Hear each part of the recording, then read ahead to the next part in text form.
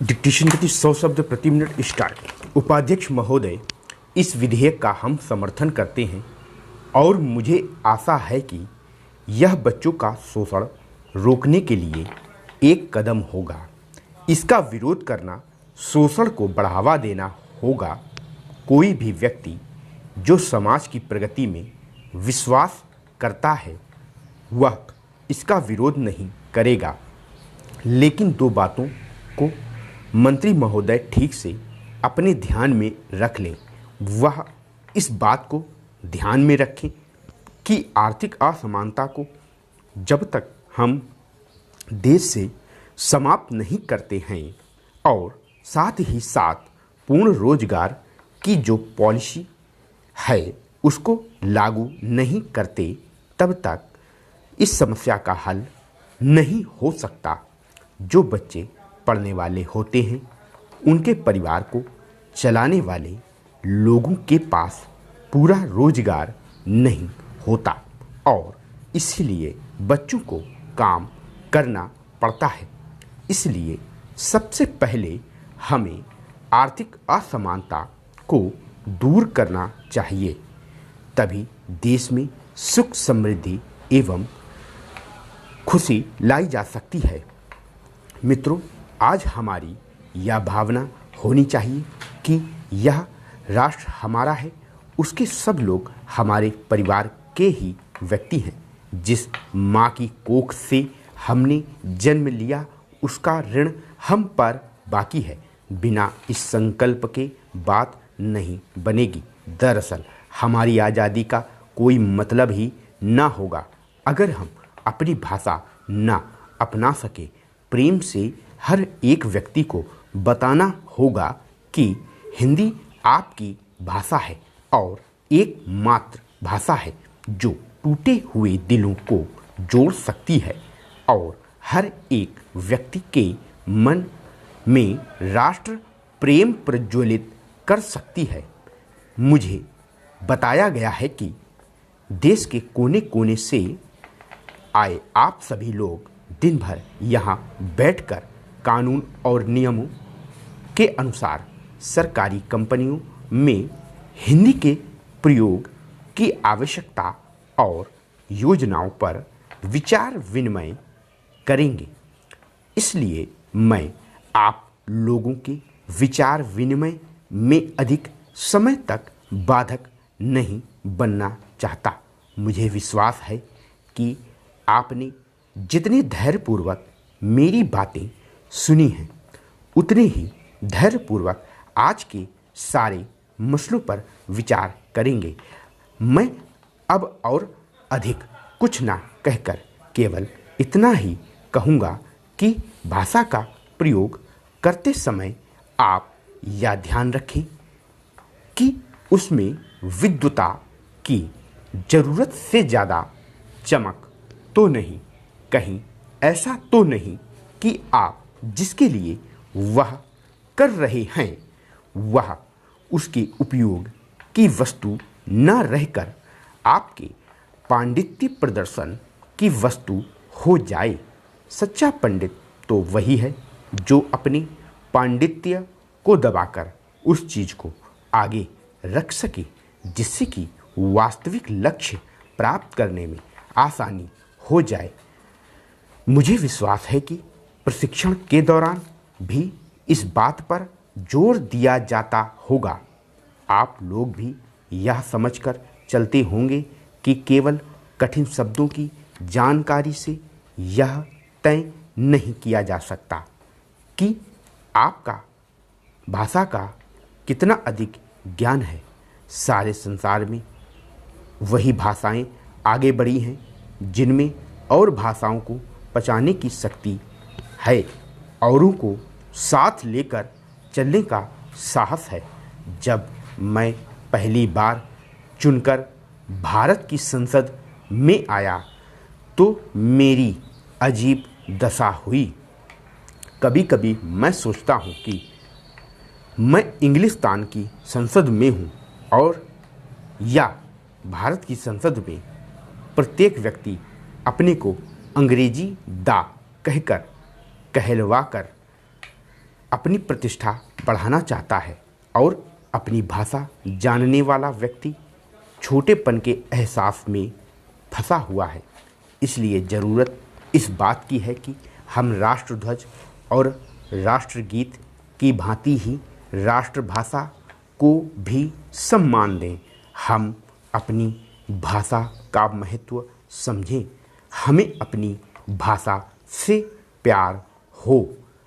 अपनी भाषा में बोलें, अपनी भाषा में प्रेम के गीत गा सकें।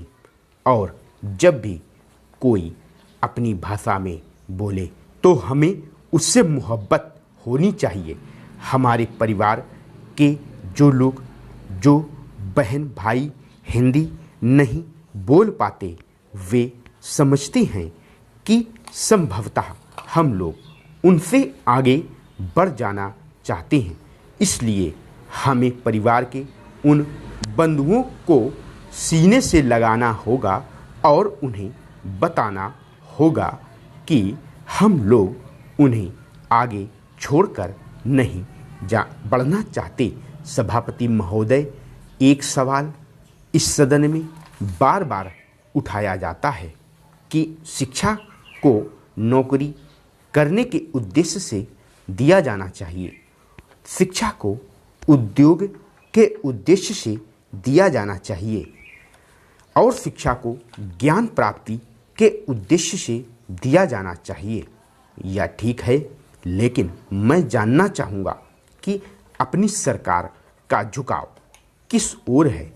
मैं प्रार्थना करूँगा कि मंत्री जी अपने भाषण में यह मार्गदर्शन करें कि कहाँ तक शिक्षा नौकरी के उद्देश्य से हो, कहाँ तक शिक्षा ज्ञान के उद्देश्य से हो और कहाँ तक उद्योग के उद्देश्य से हो। आज हम अपने विद्यालयों में ऊंची शिक्षा दे रहे हैं, लेकिन ऐसी ऊंची शिक्षा देकर भी हम क्लर्क पैदा कर रहे हैं। अगर इतनी शिक्षा देकर भी हमें क्लर्क बनाना है तो क्यों नहीं विद्यालयों में ऐसा प्रशिक्षण बच्चों को दिया जाए जिससे वे हिसाब किताब कर सकें। जब से भारत स्वतंत्र हुआ तब से प्रौढ़ शिक्षा का प्रचलन कभी कम हुआ और कभी ज़्यादा। गन्ने के मूल्य के बारे में मैं पहले ही कह चुका हूँ। गन्ने के बढ़े हुए उत्पादन को देखते हुए शायद यह अच्छा होता कि गन्ने की फैक्ट्रियाँ जल्दी शुरू होती, लेकिन उसमें भारत सरकार का दोष नहीं है। जब फैक्ट्रियों के बीच गन्ना उत्पादकों के बीच राज्य सरकारों के बीच काफ़ी लंबे अरसे तक यह निर्णय नहीं होता कि किस भाव पर गन्ना बिकेगा, वहाँ सौदेबाजी शुरू होती है और उस सौदेबाजी में देरी होती है। परंतु फिर भी मैं विश्वास दिलाता हूँ कि इस वर्ष हम लोग इस बात का पूरा प्रयत्न करें कि फैक्ट्रियाँ जल्दी से जल्दी चलें, क्योंकि अगले वर्ष भी स्थिति कुछ भिन्न होने वाली है। ऐसे लक्षण दिखाई देते हैं। यह जो कठिनाइयाँ इस वर्ष दिखाई देती हैं वह भी रहेंगी। श्रीमान, यह बात सच है कि कोई भी सरकार इस बात की जिम्मेदारी नहीं ले सकती कि किसान जितना भी पैदा करता है, यानी अगर हमारा कोई नियंत्रण पैदावार पर नहीं है तो हम उनको ऊंची कीमत देते रहेंगे। उपाध्यक्ष जी, यह विधेयक देश में बच्चों का शोषण रोकने के लिए है, जो यह चाहते हैं कि बच्चों का शोषण बंद हो। उनका बुनियादी और पहला कर्तव्य हो जाता है कि वे इसका समर्थन करें। पर यह शोषण होता क्यों है? मैं समझता हूँ कि इसका बुनियादी कारण उन लोगों की आर्थिक हालत का खराब होना है। यही कारण है कि उनका शोषण होता है। अभी जो उनकी आर्थिक स्थिति चल रही है उसको देखते हुए ऐसा लगता है कि इस विधेयक के पास होने के बाद भी इन बालकों का शोषण होता रहेगा। इसलिए आज आवश्यकता इस बात की है कि हमारे देश के आर्थिक ढांचे में बुनियादी परिवर्तन किया जाए और बुनियादी तौर पर आर्थिक व्यवस्था में क्रांतिकारी परिवर्तन हो। मुनाफाखोरी की जो व्यवस्था हमारे देश में चल रही है उसको तत्काल बदलने की आवश्यकता है। हमारे देश में जो आर्थिक असमानता है इसको खत्म करना होगा। भाषा से ही राष्ट्र की पहचान होती है। हिंदी को अंतर्राष्ट्रीय सम्मान मिलेगा तो वह सम्मान मॉरिशस के लिए होगा, भारत के लिए होगा, हमारे लिए होगा, आपके लिए होगा, पूरे विश्व के लिए होगा। आज मॉरिशस इस बात का दुख मानता है कि विश्व में जिस भाषा का स्थान तीसरा है उसे अंतर्राष्ट्रीय सम्मान क्यों प्राप्त नहीं हो पा रहा है। भारत मॉरिशस मैत्री काफ़ी पुरानी है। दोनों का संबंध भाषागत और सांस्कृतिक है। भाषा के नाम पर दोनों के पास हिंदी है। भारत ने हिंदी का अंतर्राष्ट्रीय ख्याति दिलाने में बहुत पहले से आंदोलन शुरू कर दिया है और उसी काम की एक कड़ी मॉरिशस भी है।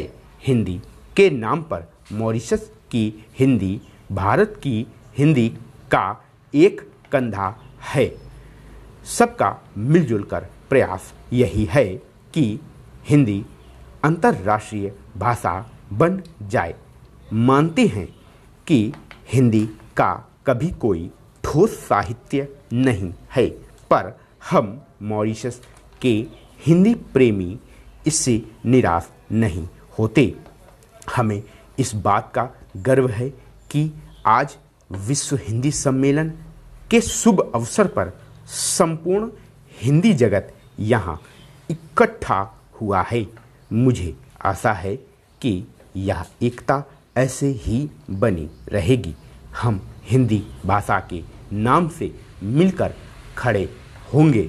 विश्व में हिंदी की पताका को ऊंचा रखेंगे। हिंदी विश्व की मित्रता और शांति की भाषा है। हिंदी से विश्व में यह प्रकाश फैलना है जिसकी विश्व को आज जितनी आवश्यकता है उतनी पहले कभी नहीं थी। विज्ञान ने मानव जीवन के लिए गंभीर खतरा उत्पन्न कर दिया है, जिसके कारण विश्व भर के मानव को संकट का सामना करने की चिंता सताने लगी है। हमें देखना है कि हम हिंदी को आगे रख कर शांति का संदेश दे सकते हैं या नहीं। चलिए हम सब मिल जाएं और हिंदी भाषा में प्राचीन संस्कृति की गरिमा भर कर इसके द्वारा विश्व में नए जीवन की लहर फैलाएं, ताकि विश्व को शीतलता का अनुभव होने लगे। हमें इस बात का गर्व है कि आज विश्व हिंदी सम्मेलन के शुभ अवसर पर संपूर्ण हिंदी जगत यहाँ इकट्ठा हुआ है। आशा है कि यह एकता ऐसे ही बनी रहेगी। हम हिंदी भाषा के नाम से मिलकर खड़े होंगे। विश्व में हिंदी की पताका को ऊंचा रखेंगे। हिंदी विश्व की मित्रता और शांति की भाषा है। हिंदी से विश्व में यह प्रकाश फैलना है। स्टॉप। वीडियो को लाइक करना ना भूलें। इसी तरह की और डिक्टेशन पाने के लिए हमारे चैनल को सब्सक्राइब करें, साथ में बेल आइकन को भी दबा दें और शॉर्टहैंड की तैयारी कर रहे अपने सभी मित्रों के साथ वीडियो को ज़्यादा से ज़्यादा शेयर करें। स्टूडेंट्स, आपकी जानकारी के लिए बता दूं, अगर आपकी शॉर्टहैंड स्पीड नहीं बढ़ रही है तो आप हमारे एडवांस आउटलाइन के साथ डिक्टेशन को परचेज कर सकते हैं।